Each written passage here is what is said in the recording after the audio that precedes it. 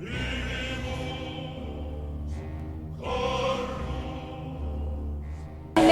son relatos contados de boca en boca desde hace muchos años que expresan hechos impresionantes, milagrosos y sobre todo espeluznantes. Los miedos de la gente van de acuerdo a su época. Los niños de ahora les temen a los payasos, a los zombies, mientras que en la época de la colonia la iglesia hacía temer a los demonios y a las brujas. La que vamos a contar el día de hoy sucedió en la época de la colonia. Imaginen por un momento que nos encontramos en 1791. Es de noche, no hay ni iluminación eléctrica ni alumbrado público. La ciudad es básicamente el centro histórico y para llegar a cualquier parte solo se dispone de sus propios pies o una carreta tirada a caballo, lo cual en caso de emergencia no garantiza una huida rápida. No era raro entonces que hubiera delincuentes vagando por las calles aprovechando la penumbra de la noche. ¿No sentirán entonces miedo de vagar por las calles a esa hora?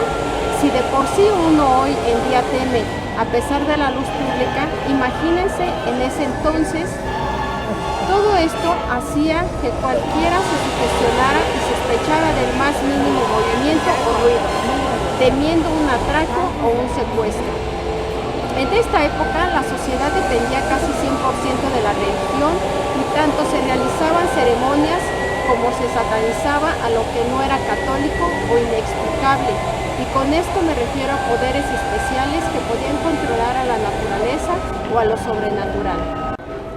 Tal fue el caso del protagonista de nuestra historia de hoy, un presbítero de nombre Juan Antonio Nuño Vázquez, que por desgracia no solo le temió, sino que vivió, según cuenta la leyenda.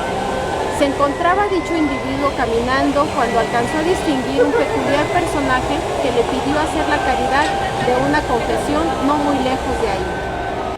Ambos personajes caminaron hacia esta calle, 16 de septiembre, en donde los esperaba un siniestro carruaje. Don Juan, al tener la responsabilidad religiosa de confesar a quien lo necesitara, siguió órdenes de subir al coche y ahí arriba se encontró con dos sujetos, los cuales le colocaron una capucha en la cabeza y un cuchillo en el pecho. El coche caminó un tramo y se detuvo.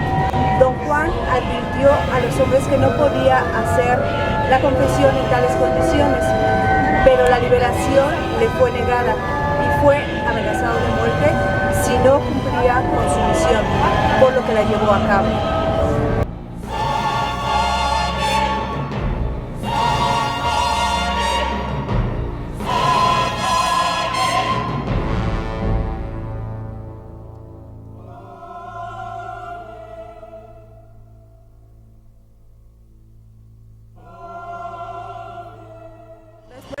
Lo subieron al coche y lo llevaron a un lugar desconocido, dándole instrucciones de no pedir auxilio hasta que dieran las 12 de la noche.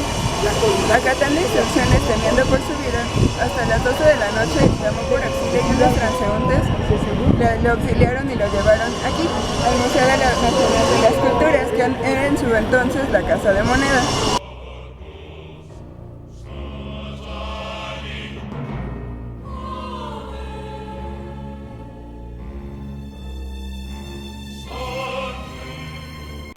Ahí don Juan fue interrogado acerca de lo que había sucedido. Él contó que había ido a una casa y que lo habían conducido hacia una recámara en donde escuchó la confesión de una voz femenina.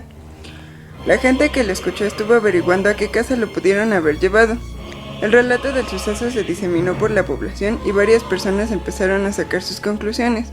Finalmente se descubrió que la casa donde habían llevado al pobre presbítero estaba ya desde hace tiempo abandonada. Evidentemente ya nadie vivía ahí, y posiblemente la voz femenina que había confesado pertenecía a una mujer difunta. Bajo el secreto de confesión, don Juan se llevó a la tumba lo que fue dicho. ¿Habrá sido un espíritu en busca de absolución divina? ¿Habrá sido una obra de su mente sugestionable?